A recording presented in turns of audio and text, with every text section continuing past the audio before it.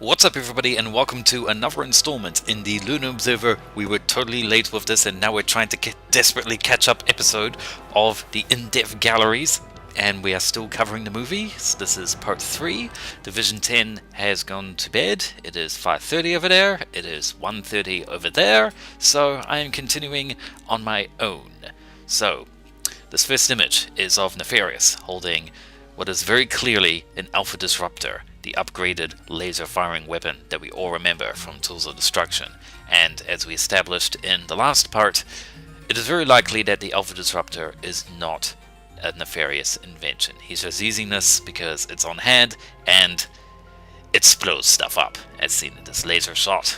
And this picture shows that the Alpha Disruptor's visual depiction is accurate to the games. It's purple and wispy, and it's in a beam, and it has a shockwave when a gun fires it. Cool, sorted. Now this picture is just showing the effects of the Supinator transformation effects. It's all very wispy and colorful, so that the end result will look like this. A very highly detailed ship in what looks like an escape pod, I think. There's a very comfy seat behind him with some buttons and a first aid kit, so it's probably an escape pod. But you can see that he's got very fluffy fur, both sort of where you'd expect the fur to be, you know, the white stuff, the white fur, as well as on his head as well, sort of black fur, very detailed. Looks very shocked too, I don't know. Maybe he's heading off to Tatooine, I suppose, with some rebel schematics, maybe?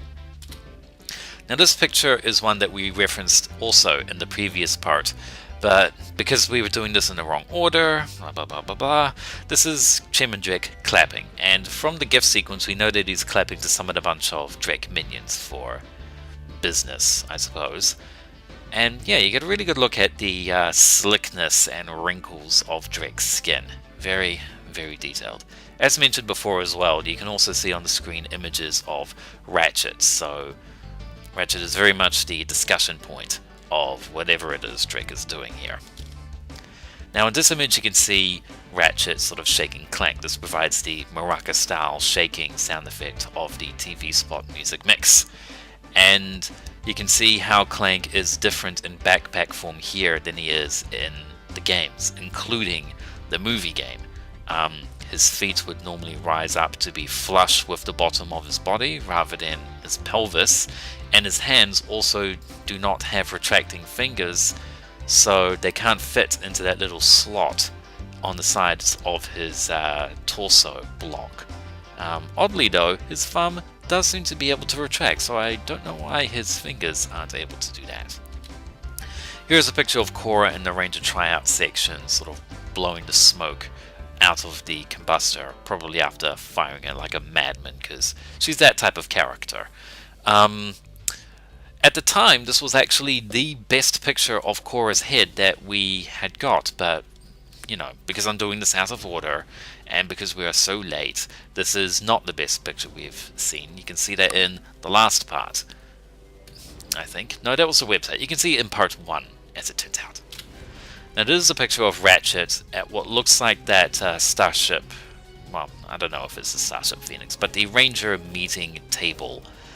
And he's doing this sort of yeah man, we're cool sort of motion to Captain Quark. So despite the fact that Quark hates Ratchet when he joins the Rangers, Ratchet is naive enough to believe that he and Quark are on the same footing. So this gesture seems very misguided, I believe.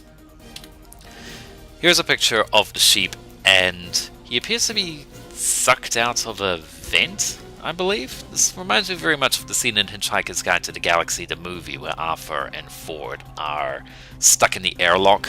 They're thrown in there by the Vogons, and there's this whole sequence, and they brace themselves so the airlock's to open, and then a tiny hatch underneath them lifts out and they fall into space. That's what this reminds me of. This is a close-up picture of Clank, which through later context we know is from Alaris's office in the Galactic Ranger base on Metropolis, most likely in the Hall of Heroes. He's sort of looking back to Ratchet as he is being taken away by Brax to start his Galactic Ranger training. Now what's interesting is when you use this image to compare the shapes of the two Clanks. They are different in subtle ways. For example, in the game Clank you can see that the black brackets around Clank's eyes are a lot thicker, more like the PS2 games, as opposed to the movie Clank, which has thinner eye brackets that is much more like the Ratchet and Clank Future Saga, the PS3 games. The shape of the head is also a lot more square on the movie Clank. With game Clank, his head is actually a bit more rounded and egg-shaped. And also the Clank's shoulders, again, they're thicker on the game Clank, thinner on the movie Clank. This is another picture of Ratchet and Clank, which is fairly common because they're the protagonists. It's just sort of them talking in a ship as they're heading towards warning the Galactic Rangers, I'm assuming, of the impending doom at the hands of Chairman Drek. Just more detailing here, especially with Clank's jaw bolt that you can see that attaches his jaw to his face. This is again another difference between the game and the movie versions of Clank. In the movie version of Clank, you can see that there is a gap between the bolt and the actual beveled edge of the socket, basically. The game version of Clank doesn't have that. Yet another picture of Clank. This is sort of Alaris making sure that Clank is okay. Again, at the time, this was the best picture of Alaris that we've had, and before that we had the really crappy magazine scan render thing. That wasn't very good, and people lost a lot of faith in the movie, at least those who were paying attention, because of that one render, like, oh, maybe the movie might not be so good. Yeah, I don't think that's the case now, I believe. I mean, Alaris looks pretty well rendered here. On the right hand side, in particular in the bottom right corner, you can see a lot of weathering detail on Ratchet's shoulder pad, which is interesting because the armor is technically generated via holograms, so the weathering would realistically be an artistic detail to make it look battle hardened. This is a picture I can make no sense of. It's a green hologram of what's either a very interesting cake or poop, basically. I cannot figure out why this is here, even though I have read the novel. What? Now this picture is Ratchet and Clank shaking hands, and given the aesthetics, this looks to be on the Starship Phoenix. Them shaking hands, of course, is notable because Ratchet has to teach Clank how to shake hands, so presumably by this point, Clank knows how to shake his hand, and does so properly here. Now this picture is of Dallas Wanamaker. Dallas having the last name Wanamaker is interesting to me because he was never actually explicitly given a last name in Ratchet Deadlocked his only appearance. His last name Wanamaker only actually appeared on the official Deadlocked website, same with Juanita's last name. So it's very cool that they use the same. What was it, the Premier Official Strategy Guide? I can't remember. I'm sure Lurking Leanne will be able to remind me. Big Deadlocked fan, she is. But it's cool that they used his last name as an official name for him here. That's very, very cool. Now, the text down the bottom strip is, of course, the alien language. However, if you do a little bit of deduction, you can figure out that the text says this. What's next for Ratchet is the main headline, but also on the undertext it says Megacorp announces work on mysterious new project, Protopet, which is alluding to either future or concurrent events of Going Commando, the whole Megacorp Protopet business. Given that it says announces work on new project, Protopet, this is probably them announcing that they are in fact starting. So if Going Commando's events were to happen in the movie verse, then there would still be time for the whole Angela Cross thing and Captain Quark taking over the project for his own needs thing. And of course on the other side there's Zoni, are they fact or fiction? Which is consistent with the game verse in the sense that Zoni were very much mysterious, almost mythical creatures. They are referred to more in passing as godlike creatures, like Orvis's sake, that sort of thing. Praise Orvis, that sort of thing. That's what the Fongoids said in A Crack in Time. So, yeah, they're also considered mythical in the movieverse. Also interesting is that Ratchet's picture here is the same one that Drek is using in his clap with the businessmen scene.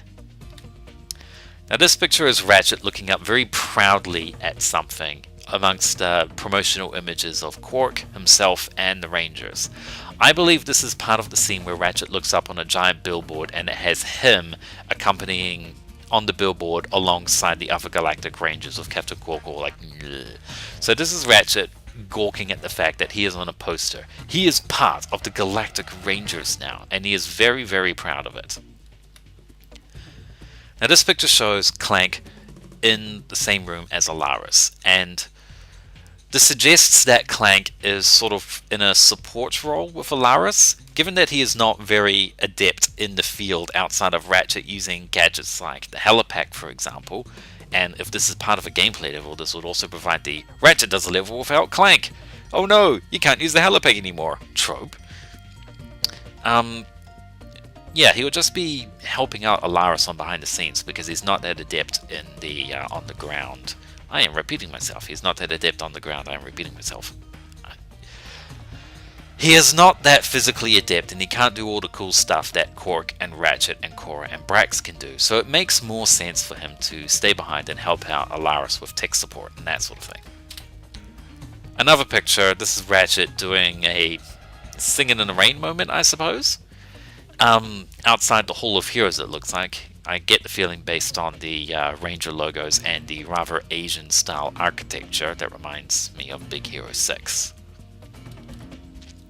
This is a picture of Grimroth with a in Ratchet's garage on the blue ship that we've seen many, many times before, and he's holding a Captain Quark statue. What's cool about the statue is that it's made out of metal and it has very clear paint weathering on it. It isn't just a perfect model of Captain Quark like Going Commando. And the scene, the use of this action figure and the pose used is basically a big fat call out to Going Commando's own action figure. He had to get it from the plumber who tugs it out of a sewage pipe on the Thugs for Less flying prison actually. They recommissioned it from the flying lab, and then you have to give it to Stuart Zergo on Tadano in order to get the armor magnetizer. A very, very close-up shot of a wrench turning a bolt, probably from the beginning of the movie as Ratchet's fixing the blue ship. This image is very, very, very interesting because you see the Rhino 4, and yeah, the Rhino is in the movie. How cool is that? I'm not sure if we'll be able to see it in action. I'm not going to walk into that territory that you might expect me to, but yes, this is the Rhino, and it's got green electricity coming out of it. Given the wrench, I'd say that it is more Nefarious who is holding the Rhino rather than Ratchet or whoever is attacking him. One cool thing that you can see just purely from this angle is the underside of Nefarious's head, sort of the bottom of his jaw and the back of his head. You can see this sort of rubber wearable thing that is attached through his ears that sort of goes on the underside of his head there. What's also notable is the fact that we already know that the Rhino will appear in the game thanks to the Blackwater City footage. So if this is in fact the Rhino and not the Rhino 4, then we already know what it looks like, and that the Rhino is basically the Rhino 4 from Tools of Destruction painted green. Another interesting note is the fact that the person who's trying to get you to get the Rhino holo cards for him, he mentions the fact that the weapon was designed by Gadgetron. So what Nefarious is doing with the Rhino is left up to speculation. It's up in the air. Did he steal the Rhino? Did he help in its development, maybe? Or is he borrowing it from someone? Maybe he's borrowing it from the original Shifty Salesman. Who knows? Now this is a picture of Captain Quark, and he appears to be shushing Drek's Z character. Yeah, Z is very much behind bars on what appears to be the Starship Phoenix. Why Quark is shushing Z? Maybe Z knows what pictures Quark likes to look at when no one else is around. Like, maybe Quark looks up like My Little Pony, or Bratz, perhaps. Maybe Zed stumbled upon Quark's secret Bratz collection, and Quark decided to chuck him in jail to keep him quiet, and he's shushing him to not tell everyone. And the final image is the release date, which is, well, the release month, April 2016. We now know the proper release date. It is April 20-something. I think it's 26th. You'd think I would know. So that ends the TV spot section of the In-Depth of Lunar Observer, the fan-based show about fans discussing Insomniac games, the creators of Ratchet, Spyro, and Resistance. The next part will be covering the games, specifically the bits of the game that have been revealed from mid-March 2016, a big media explosion bonanza. So I'll see you into that part. If you want to click over to it quickly, you can use the annotation in the top right corner, or wait for the video to expire if you're watching the playlist. See you there.